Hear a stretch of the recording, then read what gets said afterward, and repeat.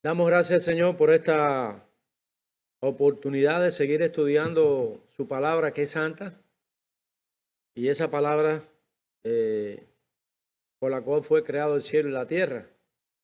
Y es por esa misma palabra que hoy estamos aquí y podemos respirar, ¿verdad? Y disfrutar de la vida que Dios en su misericordia nos está concediendo. El tema para considerar ahora es el libro de Apocalipsis. Sabemos que es un libro extraordinariamente maravilloso que tiene sus complejidades porque es un libro que tiene muchos símbolos y fue dicho en un momento muy especial en la primera etapa del cristianismo, donde desde que surgió el primer cristiano que fue Cristo, el cristianismo surgió bajo presión, bajo persecución, porque no dudemos que Satanás primero no quiso que Israel existiera y toda la historia de Israel hasta que Cristo nació por causa de la infidelidad de Israel, pero por la hostigación de Satanás, tratando de que Dios eliminara a Israel para que no viniera un Mesías, porque el diablo sabe, el diablo entiende, el diablo conoce la palabra, pero él usa la palabra para distorsionarla y engañar a los que no aman la verdad. O sea que eso es algo que hoy nosotros lo estamos viendo. La mayoría de las personas que no aman la verdad son los que viven sufriendo las consecuencias de que los manipulen, de que los engañen y están viviendo como consecuencia bajo estrés, bajo presión, desorientados. Y hay muchos dentro de las iglesias que viven igual que como vive la gente del mundo o peor. Porque la gente del mundo que no tiene a Dios, que no tiene fe, que no tiene esperanza, es comprensible que vivan como viven. Pero una persona que dice que confía en Dios, una persona que cree en Dios, que tiene la fe en Jesucristo y vive igual que la gente del mundo, dice Pablo que eso es, son los más dignos de lástima, son los más dignos de conmiseración. Porque dice que son cristianos, pero no creen en la resurrección de los muertos. Eso son más tontos que la gente del mundo. Entonces, hermanos, continuamos nuestro estudio y habíamos estado haciendo un análisis sobre el libro del profeta Daniel, porque ustedes saben que muchas cosas en el libro de Daniel hacen referencia a ilustraciones o imágenes que están en el libro de Apocalipsis. Entonces nos quedamos en este pasaje que quisiéramos volverlo a traer otra vez para darle continuidad al estudio. Y allí, cuando habla esa palabra acerca de la paciencia de Jesucristo, es decir, que el reino de Dios ha venido, se ha establecido a través de ese reino la familia, pero no olvidemos su origen entre los hombres. Y según todas las profecías, su origen sería de una manera sencilla, de una manera humilde, progresiva, y de manera gradual sería instaurado en la humanidad hasta su plenitud. Quiere decir que el evangelio nacería de manera sencilla. ¿Cómo nació el evangelio? A partir de un pesebre. Bueno, el nacimiento virginal de Cristo y a través de la forma más humilde, dice que Pablo, que el Señor se humilló hasta lo sumo. ¿Qué significa esa expresión? Que no hay nadie que se haya humillado más que Cristo. Es decir, que se humilló hasta lo sumo. Por lo cual Dios lo exaltó hasta ¿dónde? Hasta lo sumo. Es decir, que el único que está en lo sumo es Dios. Nadie está por encima de lo sumo, de lo máximo, de lo glorioso. Entonces ese es Cristo, ¿verdad? En el cual nosotros creemos y al cual nosotros amamos. Por eso el término la paciencia de Jesucristo indica que Él comienza su reino en términos humildes, pequeño. Comenzó con 12 apóstoles, de confianza eran tres nada más, Pedro, Juan y Jacobo. Es decir, que fue unos inicios muy sencillos. No visitó un palacio de un rey, no tenía una corte que le sirviera. Él andaba a pie, sudoroso, caminando, haciendo la buena obra en todos los lugares, de una forma sencilla, porque él amó a todo el mundo, pero él manifestó su ministerio a través de las personas humildes, de las personas pobres, ¿entiendes? Aunque hubo dentro de sus seguidores personas con mucho dinero también, y hubo personas también que no eran pobres.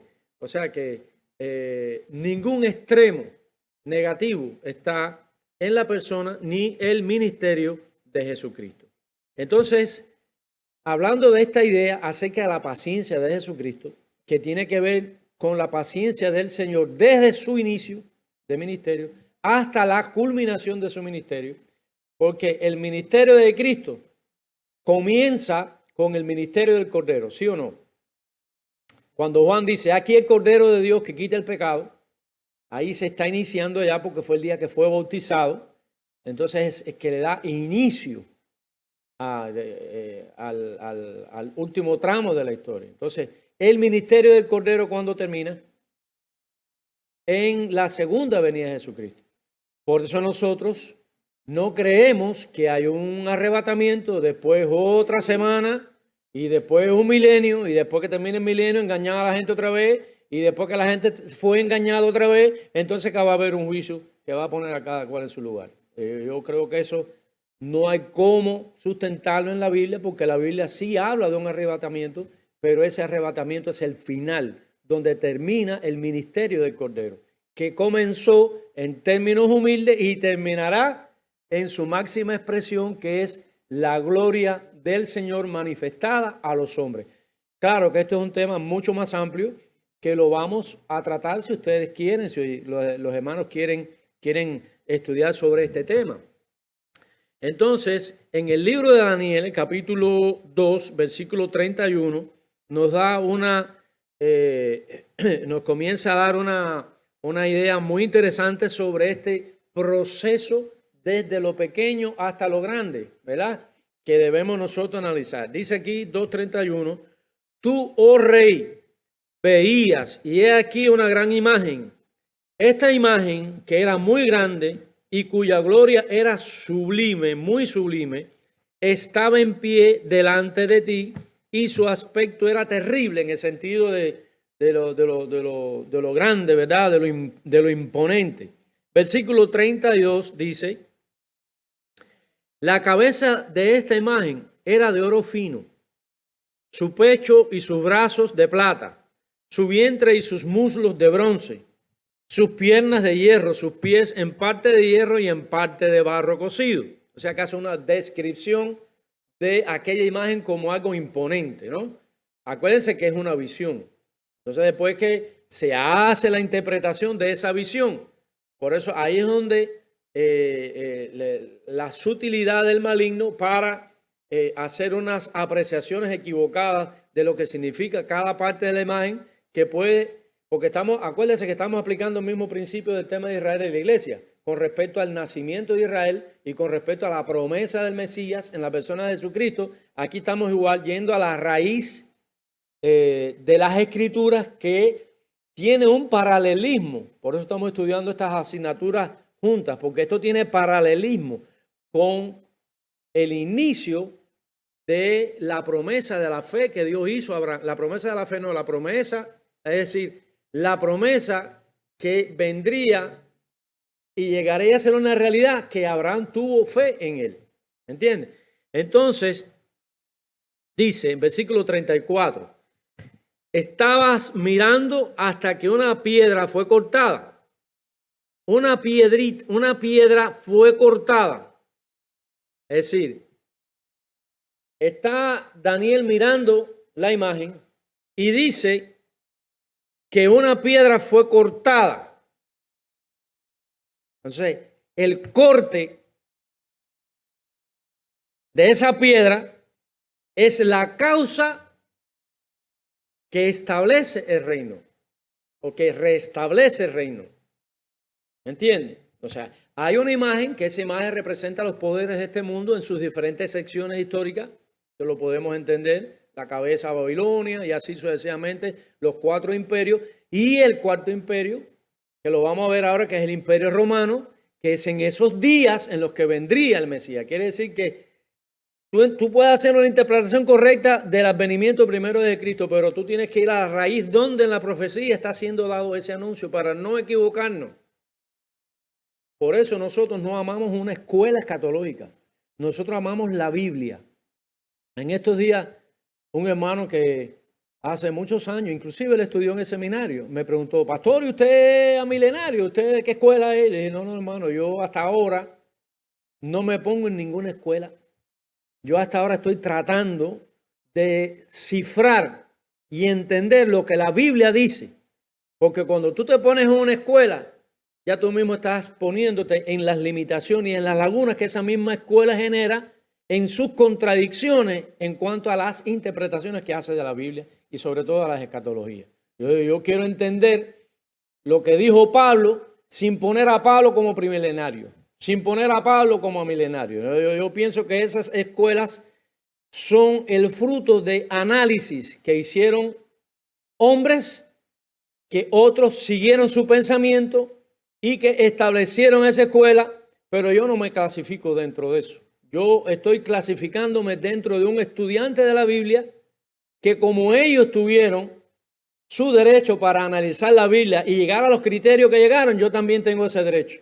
La Biblia es la que regula eso. Entonces, por eso las denominaciones han llegado a establecer divisiones, han llegado hasta convertirse en enemistad. Hay familias que están enemistadas por causa de un concepto equivocado, por causa de un concepto contrario a la hora de interpretar la Biblia. Es decir, eso no va con lo que la Biblia enseña. ¿Por qué? Porque yo soy de esta escuela. ¿Por qué? Porque yo soy de esta otra. Yo como esta escuela sé lo que piensan ustedes y ustedes siempre, hey, y tú tienes este rol y el otro tiene este rol. Yo me quito esa discusión de arriba que no procede, que no es bíblico. Caer en esas discusiones de vieja, como dice Pablo.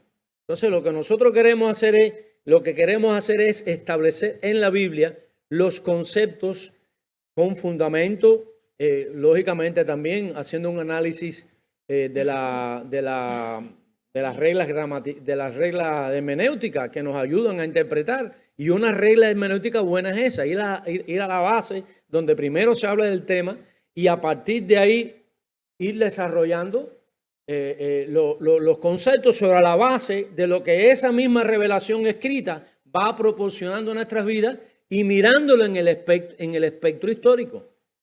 Entonces eso me ayuda a mí. Ahora, porque soy de tal escuela, me limito a entender un tema que no tiene nada que ver con esa escuela. Entonces me está reprimiendo mi derecho a reflexión. Y eso es un ardid de Satanás. Y por eso hay muchas personas que cuando tú los confrontas, entonces no tienen la capacidad para defender su posición y usan adjetivos contra ti. Porque en ocasiones, cuando yo he dado mi posición a algunas personas, me dicen, tú eres un hereje. Tú eres usando adjetivos para que el diablo sutilmente desviar del tema tan sensible que se está tratando. Y al final no hay una argumentación que justifique que yo soy un hereje.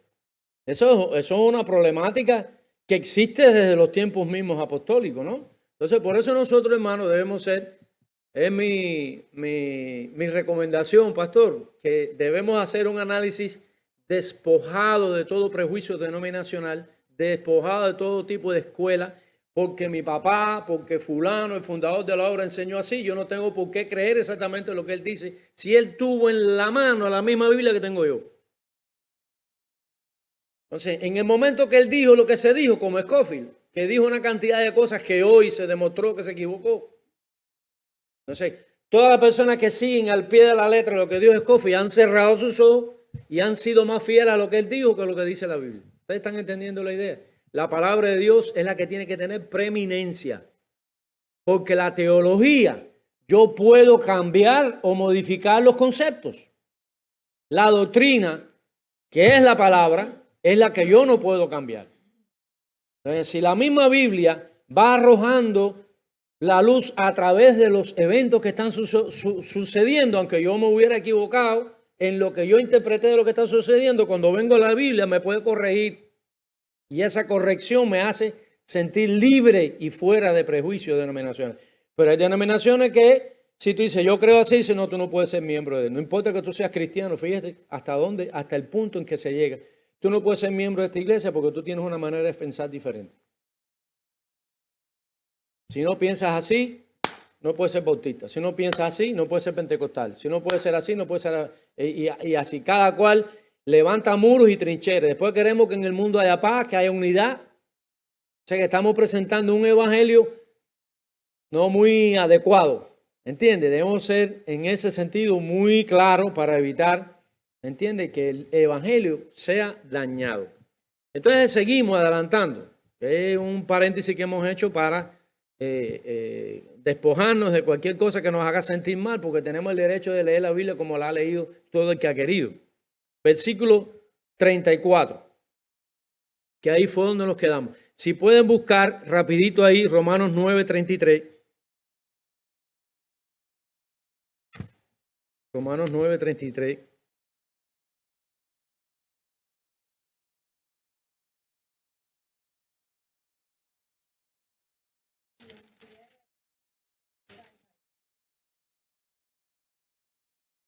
He aquí pongo en Sión piedra de tropiezo. O sea que hay una piedra, se le llama así al Señor. He aquí pongo en Sión piedra de tropiezo y roca de caída. ¿Para quién es tropiezo y para quién es caída, dijimos?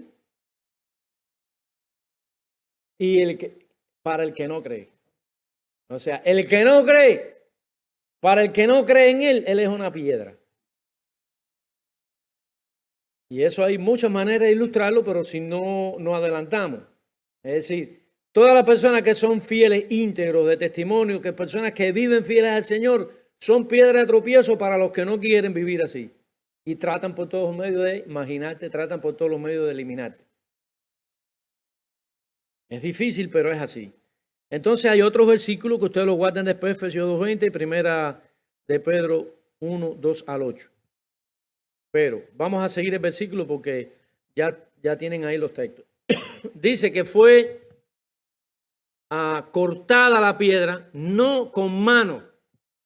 O sea que hay una acción divina, sobrenatural. Si no es cortada de mano, ¿cómo fue cortada? Ahí hubo algo que fue sobrenatural. Dice, e hirió a la imagen en sus pies de hierro y de barro cocido, y es decir, que esa piedra que no fue cortada con mano humana, derribó a la imagen que representa los poderes de este siglo, representado en aquellos imperios, que era la manera en que el profeta en aquel tiempo podía visualizar, y está Daniel dando esta profecía con muchísima antelación al tiempo en que ocurrió. Dice, versículo 35, entonces fueron desmenuzados también el hierro, el barro cocido, el bronce, la plata y el oro. ¿Ve? Que todo sufrió un impacto por causa de que de la piedra que fue cortada no con mano y que fue directa a la parte sobre la que se sustentaba el poder histórico, que es el poder pagano, que es el poder más grande que ha existido debajo del cielo, aparte del de Dios. Dice, y fueron como tamo de las eras. ¿Qué cosa es el tamo? Es una hoja que el viento se la lleva. Y se lo llevó el viento sin que de ellos quedara rastro alguno. Mas la piedra que hirió a la imagen fue hecha, ¿qué cosa? Un gran monte que llenó, ¿qué? Una piedra, ¿qué clase de piedra? Una piedra, a mí una vez cuando chiquito me dieron una piedra y todavía me acuerdo. Ustedes pueden imaginar. Dice, mas la piedra que hirió la imagen fue hecha un gran monte. Un monte está compuesto ¿por qué? Por muchas piedritas. Entonces es una ilustración. Sí, está hablando de lo que iba a suceder, del efecto que iba a suceder cuando esa piedra, que todos sabemos por la Biblia que la piedra es Cristo. Dice, este es el sueño, también la interpretación de él diremos en presencia del rey. Tú, oh rey, eres rey de reyes. porque el Dios del cielo, que es el Rey de los reyes de todos los reyes, ¿viste? ¿Qué clase de título le está dando Daniel al rey? Y le está diciendo que está por encima de él. Dice, te ha dado el reino, no te hagas el bárbaro aquí. Tú ves que hay que ser bárbaro. Eso es una cosa que uno debe recordar.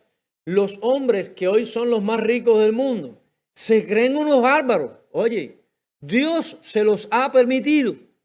Porque para Dios es fácil hacer así, mire, tú, y se le para el corazón ahí mismo. Se acabó Bill Gates, se acabó el otro. Todos se van a acabar. No se dan cuenta que viven un ciclo de vida igual que todo el mundo. Que sufren porque tienen tanto dinero que no lo pueden gastar. Y tienen la desventurada manera de vivir que en su derroche no se acuerdan de las personas que lo hicieron a ellos ricos, no lo retribuyen. Es una cosa, debe ser un tormento en el alma de esa persona que la tienen muerta, por eso no tienen sensibilidad. Usted por eso ve que hacen inversiones, cohetes para ir al espacio, están desesperados por ver cómo alargan su vida. Y usted y yo que somos humildes sabemos que la tenemos eterna y que nada debajo del cielo es comparado con lo que hay allí. Porque nada de lo que hay en la tierra tú lo puedes comparar con lo que está en el cielo. ¿Qué te parece? Por eso es que te diga que fue al cielo y vio calles de oro, dígale que despierte. Dígale que despierte. Porque en el cielo, lo que hay en el cielo, aquí en la tierra, no hay nada con lo que tú puedas compararlo. Porque Pablo lo dijo, dice cosas que ojo humano no vio, demasiado sublimes y maravillosas para que yo pueda decir lo que no había un comparable. Y la gente va al cielo y habla con Abraham en las calles de oro y eso. Yo no entiendo qué Biblia están leyendo. Dice, versículo final dice que Dios te ha dado reino, poder, fuerza y majestad. Y donde quiera que habitan hijos de los hombres, bestias del campo y aves del cielo, Él los ha entregado en tu mano y te ha dado el dominio sobre todo. Tú eres aquella cabeza de oro. Tú eres el bárbaro ahora. Pero va a venir una piedra que te va a desbaratar. Y así fue exactamente. Todo fue ocurriendo como dijo el profeta. Ahora, versículo 39, que lo bueno viene, lo bueno está viniendo. Y después de ti se levantará otro reino inferior al tuyo. Y luego un tercer reino de bronce. Acuérdese que después del imperio babilónico, ¿cuál vino? El Medo Persa. Es después cuando Daniel en el capítulo 8 habla acerca de aquel macho cabrío que viene con dos cuernos. Dice que el cuerno más chiquito tenía un cuerno chiquito y uno más grande. El cuerno grande era el persa y el más chiquito era el medo, que era más al este, que tenía que ver con los asiáticos. Entonces, el más grande se jamó al más chiquito. Después el Medo se convirtió en parte del imperio persa. ¿Y después cuál vino? El imperio griego con Alejandro Magno. ¿Entiendes? Y después, ¿cuál vino? El imperio romano. Quiere decir que está hablando de 4 imperios. Vamos a ver qué es lo que pasa con el cuarto imperio. ¿Qué es lo que pasa? Dice el versículo 40, entonces está poniendo, y el cuarto reino será fuerte como el hierro, y como el hierro desmenuza, y rompe todas las cosas, desmenuzará y quebrantará todo. ¿Qué clase de bestia? Tenía en sí la experiencia de los otros imperios, porque el imperio romano tenía la filosofía del imperio griego. Tenía la expansión del imperio medo-persa y tenía la riqueza del imperio babilónico, que era la cabeza de oro. ¿Qué te parece? Ese es un imperio que era aterrador y fue uno de los imperios que más duró en toda la historia. ¿Me entiendes? Ahora el versículo 41. Y lo que vi de los pies y los dedos, en parte de barro cocido del alfarero y en parte de hierro, será un reino dividido, mas habrá en él algo de la fuerza de hierro, así como viste hierro mezclado con barro cocido. Versículo 42. Y por ser los dedos de los pies parte de hierro y en parte barro cocido, el reino será en parte fuerte y en parte frágil. Versículo 43. Vamos bien.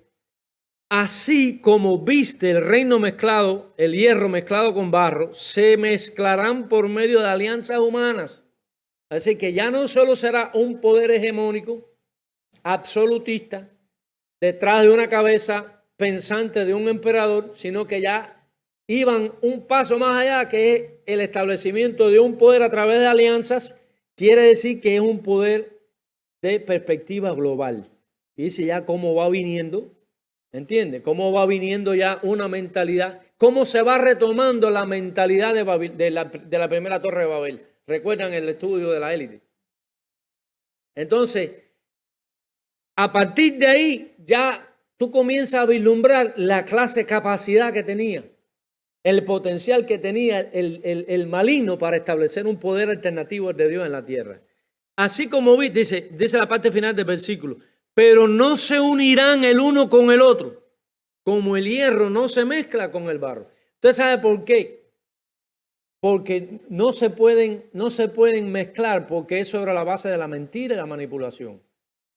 Y en las tinieblas, como tinieblas representa enemistad, ese es pecado, pecado es enemistad, tinieblas es enemistad, como en el mundo de la enemistad va a servir algo, no sirve nada. Usted ve hoy las alianzas de los partidos. Dentro de los mismos partidos hay diferentes tendencias. Por ejemplo, en este país, los demócratas tienen tendencias liberales, tienen las tendencias de izquierda y tienen las tendencias de ultraizquierda. Y muchas veces no se logran poner de acuerdo. Son alianzas por chantaje, alianzas por intereses, y por eso es que son frágiles, aunque dan la imagen de que son muy fuertes. En el republicano igual. Entonces, nosotros como iglesia, nosotros como intérpretes de la Escritura, nos damos cuenta que efectivamente no puede haber unidad sin la unidad que da el Espíritu Santo. No puede haber amor en el mundo si no está el amor de Dios. No puede haber verdad en el mundo si Cristo no es la verdad. En el mundo todo se logra a través de la mentira, a través de la manipulación, a través de la corrupción, a través del chantaje. Lo estamos viendo cada día. ¿Cómo nosotros como iglesia vamos a caer en las mismas metodologías del mundo? Por eso dice que no vendrá sin que antes, el Señor Jesucristo no vendrá sin que antes venga, ¿qué cosa? La apostasía es una expresión del sincretismo. ¿Qué cosa es sincretismo? Lo hemos dicho, pero lo vamos a volver a decir porque es bueno que lo recordemos. Es la mezcla contraria de ideas. Tú tienes una idea, yo tengo la otra y nos unimos. Eso no funciona. Eso funciona mientras que mi interés prevalezca y el tuyo. Pero cuando mi interés va contra el tuyo, ahí mismo se acabó la fiesta. O sea, hay intereses comunes,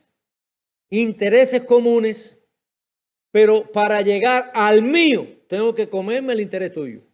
Entonces esas son alianzas frágiles. Por eso tú ves que hoy son amigos, mañana son enemigos. Hoy tienen paz, mañana tienen guerra. Eso es lo que está diciendo aquí el profeta Daniel. Ahora, vamos a poner los cinturones que vamos a despegar. Dice el versículo 44. Y en los días de estos reyes, el Dios del cielo levantará un reino que no será jamás destruido. ¿Cuáles días de esos reyes? Quiero que pongamos eso en nuestra mente ahora.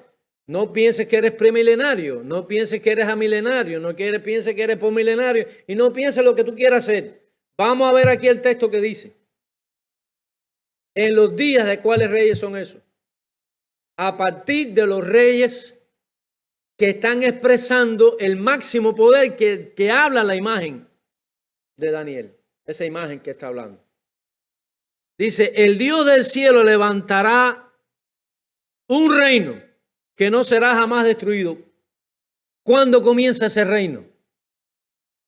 Vamos a ver un examen que le voy a dar 10 puntos. Sí, pero ¿cómo tú lo ves en la profecía? Para poder llegar a esa conclusión indefectible.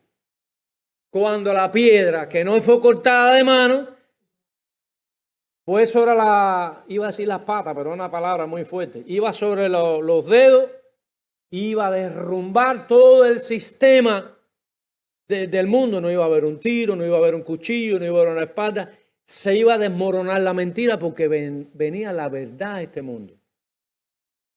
Y aun cuando nosotros creemos que el evangelio es demasiado poquita cosa, no, hermano, el evangelio es tan poderoso que ha prevalecido a pesar de los poderes del mundo. Y escuchen aquí lo que dice la Biblia, no lo que digo yo. En esos días levantará el reino que no será jamás destruido.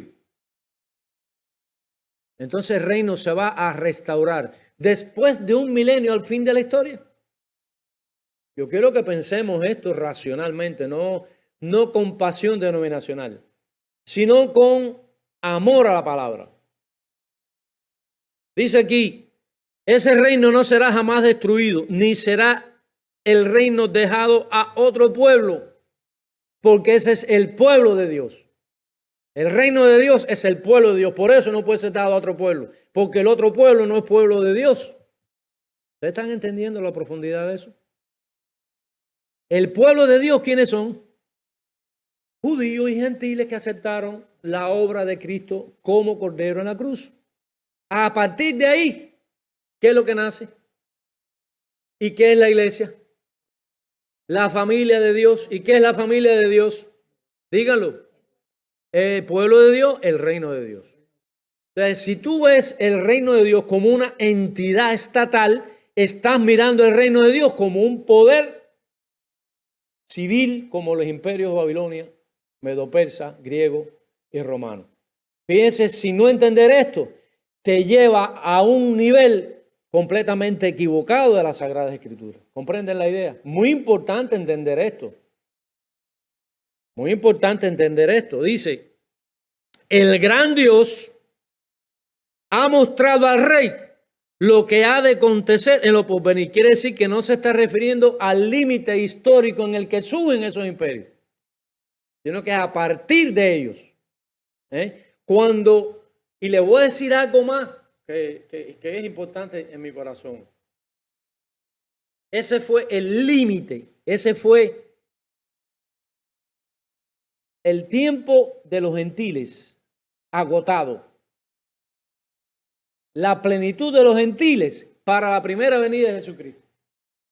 Va a haber una plenitud de los gentiles para la segunda venida de Jesucristo. Es decir, que la plenitud de los gentiles es cuando todo el esfuerzo humano se agotó para mostrar un sistema alternativo al de Dios, fracasó. Eso es lo que está pasando hoy. Observen para que ustedes vean. Ni democracia, ni Estados Unidos, ni Rusia, ni China, ni nada. Están preparando ahora en el foro de Davos. El eslogan es: no vas a tener nada, pero vas a ser feliz. O sea, mentalidades satánicas, creando ciudades con personas automatizadas, en el sentido que no pueden hacer nada que no les fue orientado. O sea, todo principio de libre arbitrio se quita. ¿Entiendes? Entonces, cuando los gentiles hoy, gentiles quiere decir no cristianos en el sentido espiritual, ya se vea que no, el mundo entero va a mirar que debajo del cielo no hay un sistema mejor que el que vino Cristo a ofrecer en la cruz del Calvario. Es ahí donde nosotros esperamos el gran avivamiento. Ese es el fin de los gentiles, la etapa final de los gentiles, que produce el reverdecer de Israel como nación y el reverdecer de la iglesia como un pueblo de Dios, el cual se llama iglesia. Gentiles y judíos juntos. Cuando esa nación judía se convierte, dice, si en su defección fue la gloria del mundo, imagínense su restauración, si no será vida de entre los muertos, dijo Pablo capítulo 11. A mí se me va un amén ahí, porque la verdad es que lo que está por venir es tan maravilloso que lo oscuro de este tiempo no va a impedir que mis ojos vean aquel día glorioso de la venida del Señor. ¿Y eso comenzó cuándo? Con la piedra. Por eso Jesucristo estableció las bases. Él es el fundamento. Y los apóstoles. Humilde, sencillo. Como oveja fue llamado matadero, pero estableció un reino que no fue dado a otro pueblo. No hay otro pueblo, porque el pueblo de Dios es único. No será dado a otro pueblo porque no hay otro pueblo de Dios. El único pueblo de Dios son los redimidos por su sangre. Entonces, hermanos, dice en el versículo 46 algo muy interesante. Algo muy interesante. Dice, entonces el rey Nabucodonosor, hay que saber leer y escribir para decir el nombre. El rey Nabucodonosor se postró sobre su rostro y se humilló ante Daniel y mandó que le ofreciesen presentes e incienso. El rey habló a Daniel y dijo, ciertamente el Dios vuestro es Dios de dioses. Un hombre endemoniado como Nabucodonosor fue capaz de reconocer, de entender las profecías de Daniel, y nosotros los cristianos somos más brutos y no lo entendemos. Nabucodonosor entendió que había un Dios en el cielo, que era sobre él que se consideraba Dios y que iba a establecer a través del corte de esa piedra, iba a establecer un reino superior a su propio reino. Nabucodonosor entendió eso porque lo que está haciendo Nabucodonosor es postrándose ante Daniel en reconocimiento de lo que Dios le dijo a Daniel. ¿Ustedes están entendiendo eso, hermano? Y nosotros, la iglesia, somos más brutos que Nabucodonosor. ¿No entendemos eso? Nabucodonosor entendió que cuando Cristo viniera iba a establecer, o esa piedra que es Cristo, iba a establecer ese reino. Nabucodonosor lo entendió. Y nosotros no, nosotros creemos que es para el final allá.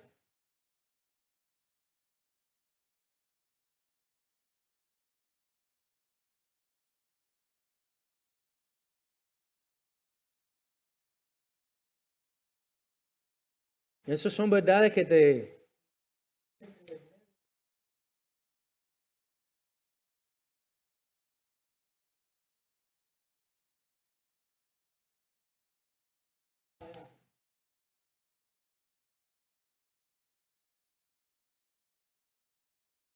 La iglesia es el reino de Dios. Es el reino de Dios. Porque reino de Dios es equivalente a familia de Dios. Porque tú sabes qué cosa, hermano, es que se ha pasado por alto, pero no vamos a ir ahí, después podemos ir. Es el concepto de la paternidad de Dios. Si tú no ves a Dios como padre, no lo vas a ver como soberano. Entonces, está desde que Cristo, como piedra, en los días de ese imperio poderoso, demostró que su reino era superior a ellos, sin un ejército, sin un arma, sin poner el amor, porque el Padre dijo, Israel nacerá, ¿y quién pudo virar eso para atrás? Y le dijo a Daniel, va a haber un reino que no será, es que él te lo dice, se levantará un reino que no será jamás destruido. ¿Cuándo es ahí cuando se está? Me peino para que no se me caiga el pelo. Entonces, creo que ya este tema es algo muy precioso, algo muy maravilloso. Para la próxima clase vamos a estudiar rapidito unas dos pequeñas ilustraciones que da la Biblia como parábolas. Usted sabe que las parábolas son ilustraciones que el Señor da.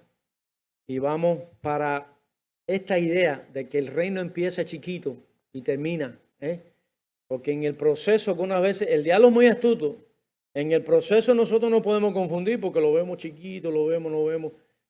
Pero cuando la iglesia comience en el gran avivamiento, va a ser la iglesia que nació en Jerusalén, que fue asombroso aquello, que en cuestión de unos añitos se diseminó el evangelio en todo el imperio romano, que era la bestia poderosa. Sin embargo, la iglesia creció ahí. Imagínese cómo será en los albores de la venida de Cristo. Será algo extremadamente maravilloso, pero la idea que estamos trayendo es que comenzó con una piedra, con piedrita, y fue creciendo hasta hacerse un gran monte. Estudien el grano de mostaza, para que ustedes vean.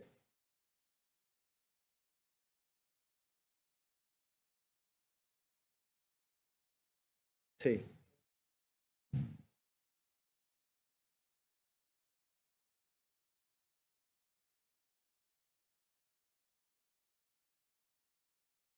Exacto. Nació sobre un yunque recibiendo golpe. Así es.